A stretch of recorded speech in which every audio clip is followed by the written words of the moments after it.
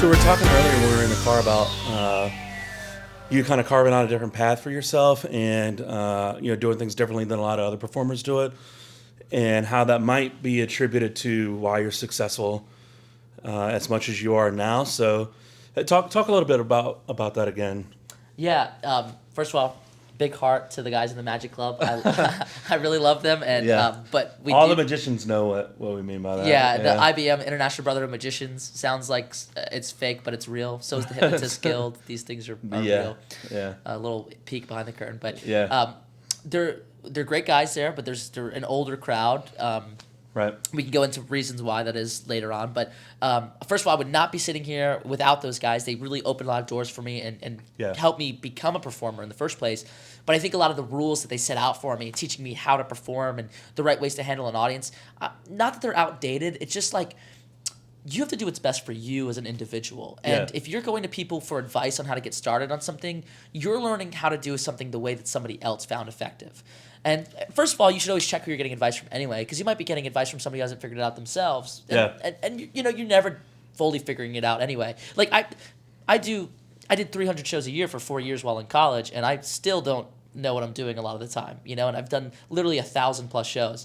And so, not to say that they don't have it figured out, but just know that when you're taking, like if I give advice on you on how to run a show, I'm going to tell you exactly things that are relevant to my brand, who I am. We just talked about this earlier today. Yeah.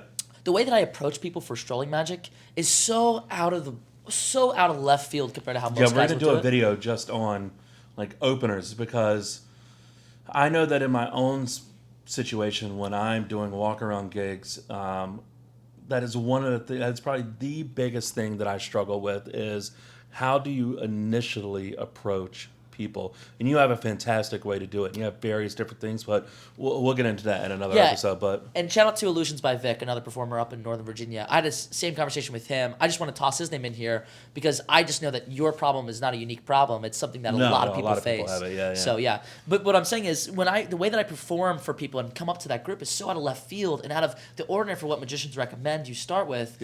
That I think that's not going to work. That's going to work for me. That's not going to work for you. And there might be somebody that I pass advice to that takes it and is fully able to adopt it and make it work for them. Yeah. But I don't know. I think like sometimes you just need to learn by doing. You know what I mean? I want to point this out too. So I've seen your show a couple times now, and one of the things that you hear about in the performing community as specifically to magic is when you're doing a stage show, you should hit the audience with some form of magic within the first 2 minutes. Some like fast they call visual. it, establishing yourself as the magician, right? In your act, it blew me away the first time because I literally turned to Braden, a good friend of yours that you've done a couple of shows with.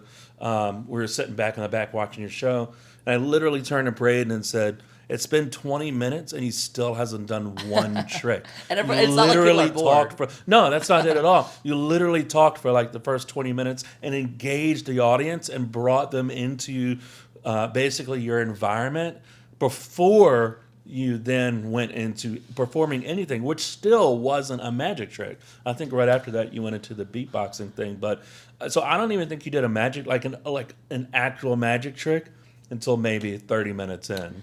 My good friend Zach Alexander, who we were on the phone with earlier today. Super smart guy, man. He always says this. He said, "You're a magician who's the product of a juggler," meaning that all my big inspirations were jugglers. Jonathan Austin down in Richmond was a juggler. Jester Jim, who was the biggest pushing force in me being successful in my career. I tell him that all the time. He probably still doesn't even know. Juggler. All the people that I take inspiration. Barry Friedman, the guy who I took a business class for, teaching me how to literally explode my business, juggler. So I'm a magician who learned from jugglers. So I don't know necessarily how important, because a juggler essentially is throwing balls in the air and catching it. How do you make that interesting? So I take the simplest tricks and make them interesting. One thing I'll say, a trick does not have to be what establishes you as a credible performer. For me, it's thick, heavy music that comes in hard, energy and open body language that appeals to the stage. I walk out knowing like I know what I'm doing. I don't, but I act like I do. And I think that just that initial, just by the time I hit the center stage, they go, whatever this guy's doing, we're watching. Yeah.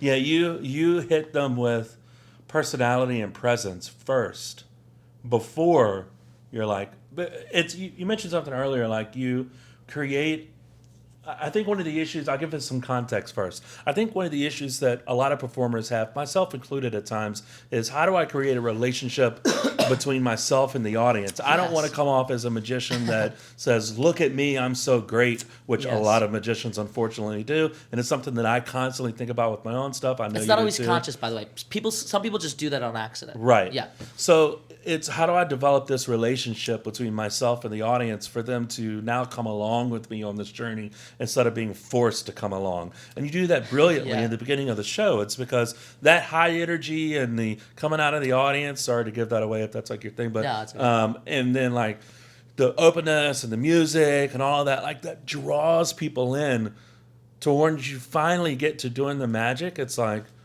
all right, like we're just chilling now, like we're just hanging out and having a great time, and this guy just happens to be doing some cool magic too at the same time. And I've done 30-minute shows that have kind of popped up on the spot. Just a quick side note, like sometimes when you're doing strolling magic, you'll get there and they think that it was a show. So they'll gather everybody and be like, the magician's here. And you're literally getting out of your car and you have to now do a 30-minute show for everybody. You don't have to. You can push back and explain to them why it's not, but sometimes you don't have a choice. Yeah. I have done a 30-minute show with one trick before. And that's it. You get there and you just hang out with the audience. You ask questions. You make people laugh. Like, it's just, and you know what? They're still going to say it was a pretty good magic show. They're still going to be like, that was a good magic show. You did one trick. Yeah. You know what I mean? It was something that you talked about. I want you to talk a little bit about this too, which goes into all of that, which is, at the end of the day, you have to be authentic to you, because if you're not, it's one thing to develop a character for your show, right? But don't get developing a character confused with being inauthentic, right? So the character should, and this can be its own episode, but the character should just be some kind of offshoot of you, because if you're coming across as something that you're not, the audience will pick up on that. So I agree, but you can play a character, but it has to be fully committed character. Carissa Hendricks talks about this a lot. Like all of her characters are people she's pulled out of herself, but you can be a character that's very different from who you are. You know. Well, I guess even like I was gonna say Piff, right? So Piff the Magic Dragon. He's a great example. But I guarantee that I've never met the guy, but never seen him out of character. But I would guarantee. I would guarantee that he is still like very sarcastic, like I bet in that his is. normal life. I think I take that back. I think every character people play is because you know why? You have to understand it to be able to play it. And if you don't understand it, you can't. Like that's why actors have to go study under people. Like if they're playing something they can't relate to, they have to go learn from that person or go in the culture to like be able to understand it. You can't play the part of something that you're not without like there has to be some piece of that in you. So here's the ultimate question then: how do you learn to develop that? You talking about for me personally or people in general? Both. Yeah, How did you learn to develop? Did it just come from doing 300 shows a year, or did it, Yeah, that's the thing is there's so many, like you can get bogged down in details. This is my tip for performers across the board. You can get bogged down in the details and the planning stages, but it's gonna come to you when you do. So meaning like when you're out there performing, you can just book. Don't worry about that stuff. Like put together a good trick. It sucks to say this because it's not the way I want magicians to perform. But put together a set list of tricks. Get out there and perform it, and you'll start realizing the things that work for you. You're just adding more badges to your shirt, more badges, and then by the time your shirt is fully decked out and you have it figured out, like the more you're planning and letting that planning stage of I don't have my character figured out. I don't know how my personality is. I don't know what my opener is. The less you're gonna get on stage and figure that stuff out. Yeah. So I don't know. I'm sure there's guys who work great in character. There's tons of exercises you can do. I went to a convention, Magi World, up in Alexandria, and they had a lesson on how you establish character. It was awesome. There was a lot of tricks. My total tip on how I've established my character, which I feel is it's just very specific, was just what did I feel the most comfortable performing? What things did I say that I could cross off my list that my character wouldn't do that? I had to get up there, perform, and make those mistakes to say, okay, my character doesn't make a lot of sarcastic comments. Okay, my character doesn't make people feel bad. Okay, my character doesn't swear. You know what I mean? Okay, my character doesn't spend a lot of time partying. You know what I mean? I think it even could dive deeper into that if my character doesn't do this type of trick at all. Dude, right, 100%. I don't, I could rule out, but 90% of tricks, just say, my character doesn't do that. Yeah. I mean, there's probably a way to take a routine that you might not normally do and then make it your own. Oh, I've done that before, But Yeah, I mean, for the most part, it's another tip just from a video side of things.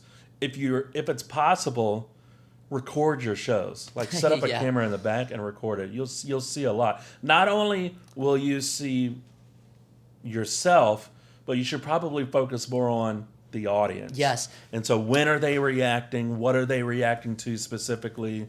Did you try to throw a line out there that didn't work?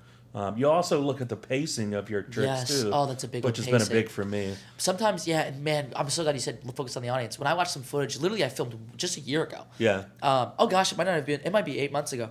I watched this footage of me doing my show. I was like, oh, man, I always thought it was cool that I spent 20 minutes without doing a magic trick, and I went, man, this audience is getting.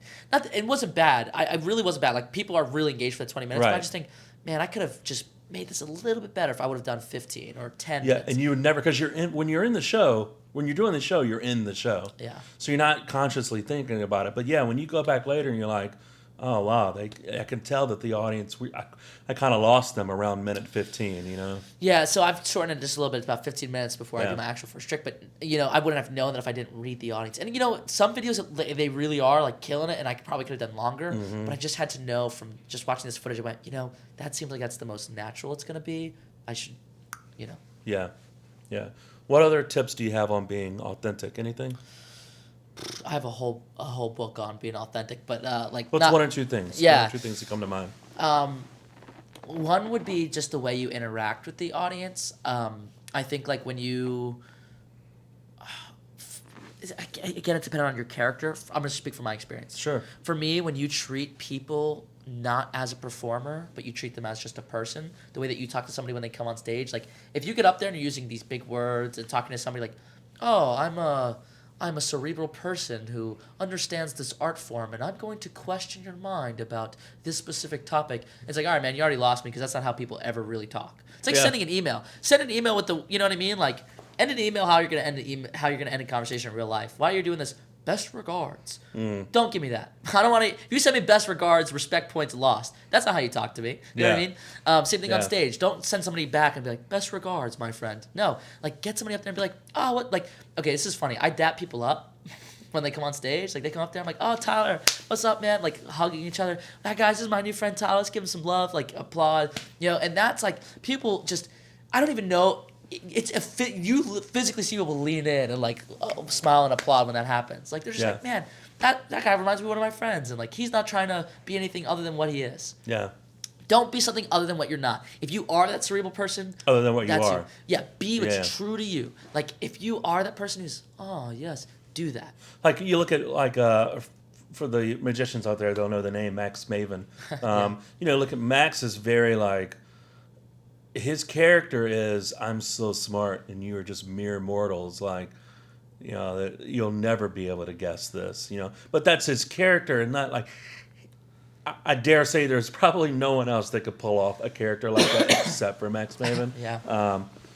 But even then he's being authentic to the character. Sure. Right? And so, but there's not a lot of people that could do that. Let me say this too.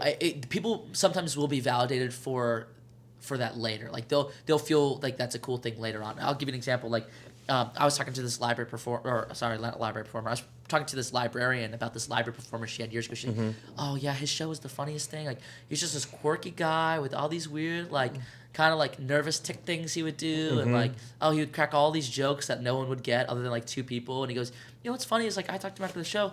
He was the exact same way off stage. Like he kept saying things that were jokes just for him, and he had these weird little quirks, and he took his hat off, and there was cockroaches crawling around his head, and I thought that was a part for the show. He goes, no, I really just keep him on there all the time. Man, it's like when you like that was a magical moment for that person to find out. Wow, this guy is really that. You know what I mean? People are aware that there's characters on stage now. Yeah. But I try to Anyway, I have a different approach, but. Yeah. I would dare say that too, even with like Max Maven taking on a character like that, he still respects his audience. Yeah. It doesn't come across in like even though that's his character, it doesn't come across in a very pompous, better than you way. You can just tell that like, okay, like he's just trying to like, have some fun with us. So I think, being authentic also means don't disrespect your audience. Don't underestimate a canned laugh. Like, don't underestimate that. Don't underestimate a laugh that seems genuine that's not. I know that's like kind of crappy, but like when somebody in the audience says something and you break character, but that character break is planned, that's gold. Because like, I see guys all the time who are like kind of stiff performers, and then so the audience will do something that happens at every show, and they'll laugh at it, and the audience laughs at them laughing, and you're just like, that was a cool, genuine moment. It actually wasn't genuine, but you can stage authenticity a little bit. Yeah, very cool. Any other thoughts on that? No, I hope I didn't beat that to death. I felt like I kind of got to my point, but the good. true answer is just be authentically you. Don't try to be something you're not. Got it.